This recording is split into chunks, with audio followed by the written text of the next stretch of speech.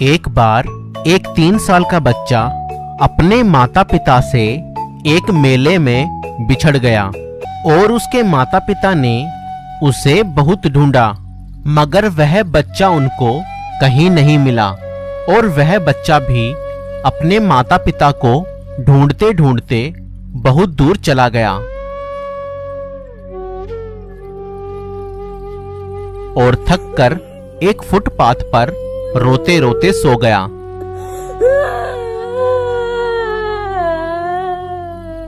और कुछ दिन ऐसे ही बीत जाते हैं और वह बच्चा फुटपाथ पर भूखा प्यासा ऐसे ही पड़ा होता है।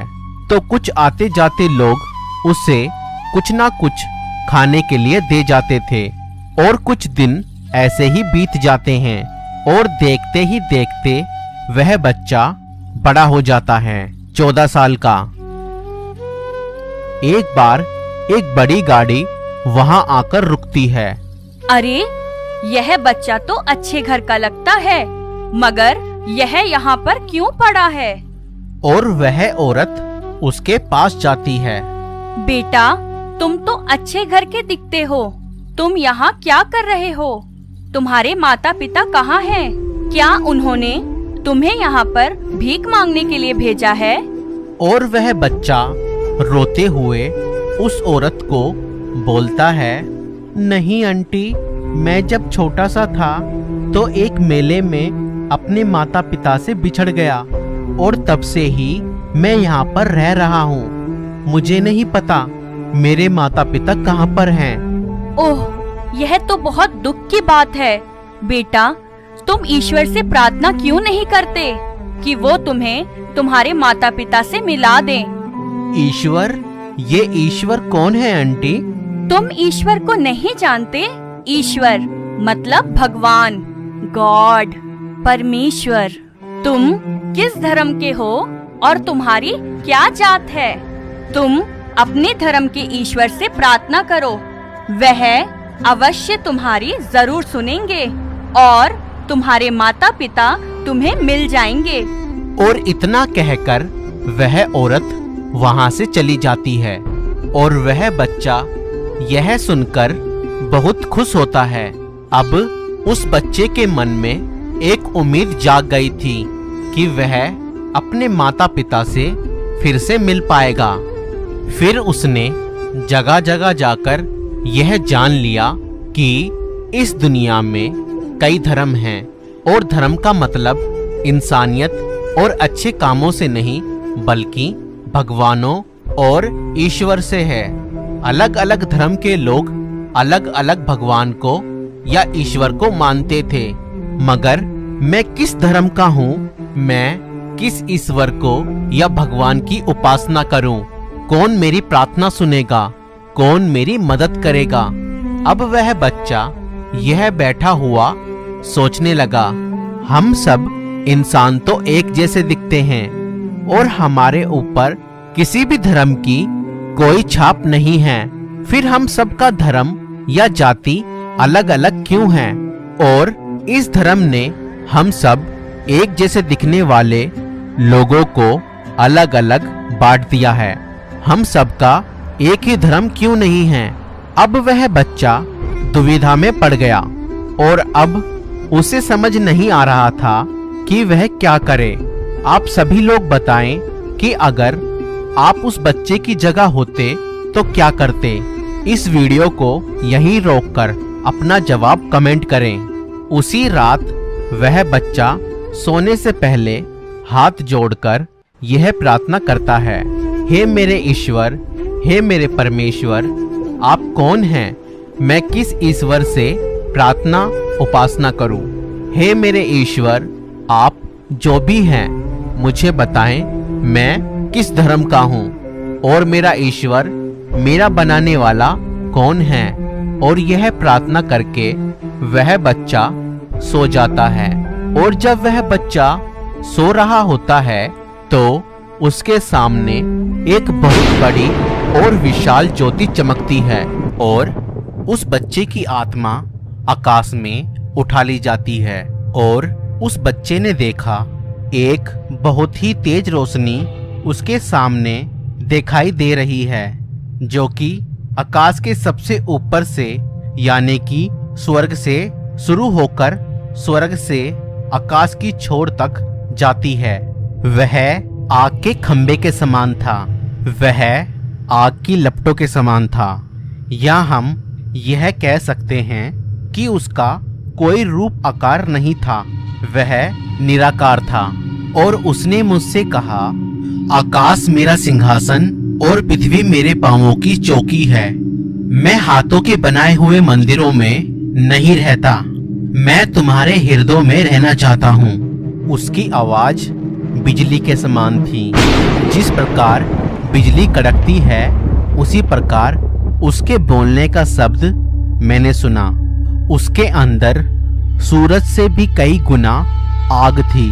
मैं उससे कई हजार और लाखों किलोमीटर की दूरी पर था, फिर भी मैं उसकी उपस्थिति में उसके सामने खड़ा नहीं रह पा रहा था। और मैं जलने लगा और मैं इस चिल्लाहट के मारे चिल्लाने लगा, बचाओ, मैं जल रहा हूँ। और तभी यीशु मसीह उनके बीच आ जाते हैं और यीशु मसीह उस बच्चे को लेकर स्वर्ग लोक में आ जाते हैं। आप कौन हैं? मैं यीशु हूँ, परमेश्वर पिता का एक लौता बेटा। यीशु परमेश्वर का बेटा? हाँ, जिस बड़ी रोशनी को तुमने अभी देखा था वह मेरे पिता हैं। क्या तुम जानते हो तुम्हारा नाम अमित है? मेरा नाम अमित? लेकिन ये आपको कैसे पता? लो, खुद ही देख लो। और यीशु मसीह उस बच्चे को एक दृश्य दिखाते हैं। कितना प्यारा बच्चा है हमारा, हम इसका नाम अमित रखेंगे और ये बड़ा होकर मेरी तरह बनेगा। मैं तुम्हें तुम्हारी माता के गर्भ में आने से पहले ही मैं तुम्हें जानता हूँ। तो क्या आप मेरे परमेश्वर हैं? हाँ, मैं तुम्हारा परमेश्वर हूँ और परमेश्वर एक ही है और सब कुछ उसी के द्वारा बनाया और रचा गया है। तो मेरा क्या धर्म है? मैं किस धर्म का हूँ? धर्म मनुष्यों द्वारा बनाया गया है। ये सूरज, चांद, तारे और ग्रह, पृथ्वी और उसमें जो कुछ है सब परमेश्वर ने बनाया है। उनका क्या धर्म है? क्या वह सभी के लिए नहीं है? पानी का क्या धर्म है? सूरज की रोशनी पूरी पृथ्वी पर पड़ती है, किसी खास धर्म या जाति पर ही नहीं। तो क्या कभी सोचा है, जब सूरज, चांद का कोई धर्म नहीं तो मनुष्यों का धर्म कहाँ से आया? क्या उन सबको एक ही परमेश्वर ने नहीं बनाया? मेरा धर्म क्या है? मनुष्य इस बात की खोज ना करके बल्कि परमेश्वर के राज्य और उसकी धार्मिकता की खोज करे। यानी कि जैसा परमेश्वर भला है, मनुष्यों को भी वैसा ही धार्मिकता वाला होना चाहिए। और आज लोग सच्चे परमेश्वर से दूर हैं, वह सच्चे परमेश्वर को जानते तक नहीं। वह लोग पाप में जी रहे हैं और विनाश की ओर आगे बढ़ रहे हैं। और यह कहकर यीशु बहुत दुखी हुआ और रोते हुए पिता परमेश्वर से उन सभी लोगों के लिए मध्यस्थता की प्रार्थना करने लगा। वह कह रहा था, पिता परमेश्वर, इन्हें माफ कर, क्योंकि ये नहीं जानते कि ये क्या कर रहे हैं। इन्हें एक मौका और दे। मैंने इनके लिए अपनी जान दी है और अपना लहू बहाया है। यह एक दिन इस बात को समझेंगे और अपने पापों से फिरेंगे।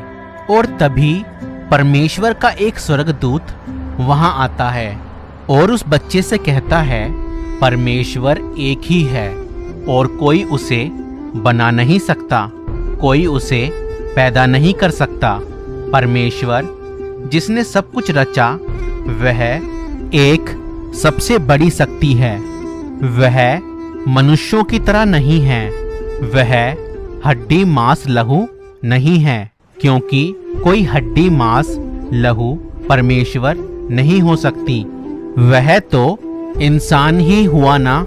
पिता परमेश्वर मनुष्यों से प्रेम करते हैं, इसलिए उन्होंने अपने एक लौते पुत्र को एक कुंवारी के द्वारा पैदा करके इस संसार में भेजा, ताकि वह परमेश्वर के कामों को प्रकट कर सके और लोगों को परमेश्वर से जोड़ सके। जो आदमी और औरत से जन्म लेता है वह पूरा मनुष्य है, मगर यीशु ने एक कुंवारी औरत के द्वारा और पिता के अंश के द्वारा जन्म लिया। यीशु मसीह 100% मनुष्य था और उसे शरीर में चोट लगने पर दर्द होता था, मगर वह 100% परमेश्वर था, क्योंकि परमेश्वर का अंश उसमें था। वह मनुष्यों को पाप से छुड़ाने और पापियों को बचाने के लिए मनुष्यों के बीच मनुष्य बनकर आया। वह मरकर तीसरे दिन मुर्दों में से जी उठा, और उसका जी उठना बताता है कि मृत्यु पर भी उसका अधिकार है। और अब पिता परमेश्वर ने यीशु मसीह के हाथों में न्याय का और स्वर्ग और पृथ्वी का सारा अधिकार दे दिया है। और यहाँ तक कि जो कुछ मनुष्य यीशु मसीह के नाम से पिता से मांगे वह उन्हें वह देगा।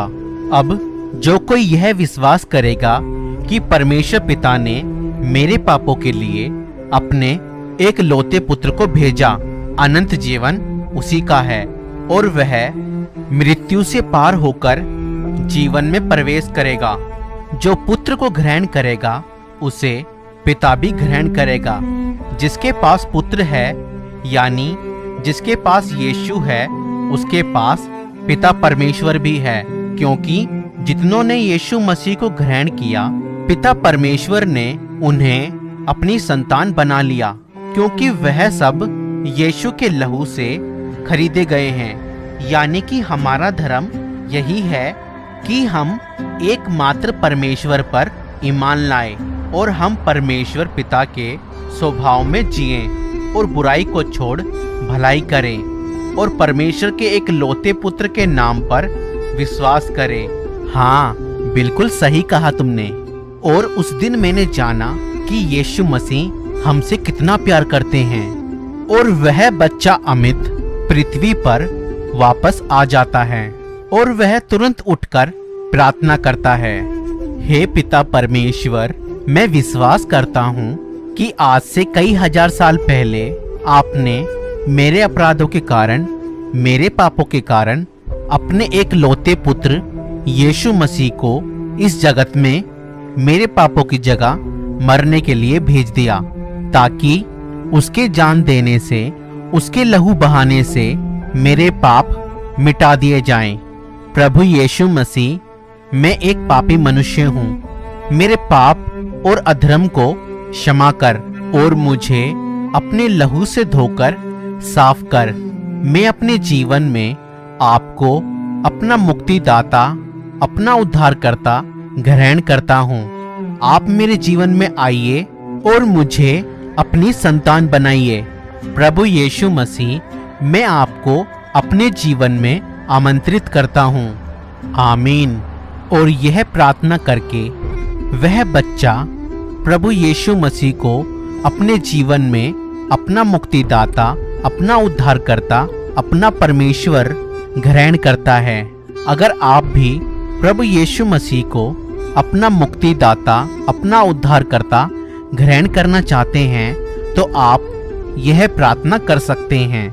और यह प्रार्थना करने के बाद वह बच्चा सो जाता है और सुबह आंखें खुलने पर वह अपने माता पिता को अपने सामने पाता है और वह बच्चा उन्हें देखकर बहुत खुश होता है। और वह बच्चा सोचता है, मैंने तो यह प्रार्थना नहीं की कि परमेश्वर मुझे मेरे माता पिता से मिला दे, फिर ऐसा कैसे हो गया? तभी उसे एक आवाज आती है, तुम्हारा स्वर्गीय पिता तुम्हारे मांगने से पहले जानता है कि तुम्हारी क्या क्या आवश्यकताएं हैं। और वह बच्चा अपने माता पिता के साथ अपने घर लौट जाता है। और वह बच्चा सोचता है, परमेश्वर का धन्यवाद हो कि मैं अपने माता पिता से अलग हुआ और जान पाया कि मेरा परमेश्वर कौन है और मेरा धर्म क्या है। मैं आशा रखता हूँ कि आप सब भी इस वीडियो के माध्यम से जान गए होंगे कि आपका रचने वाला, आपका बनाने वाला परमेश्वर कौन है और आपका धर्म क्या है। जीवित परमेश्वर आप सभी को बहुतायत से आशीष दे। सभी को जय मसीह की।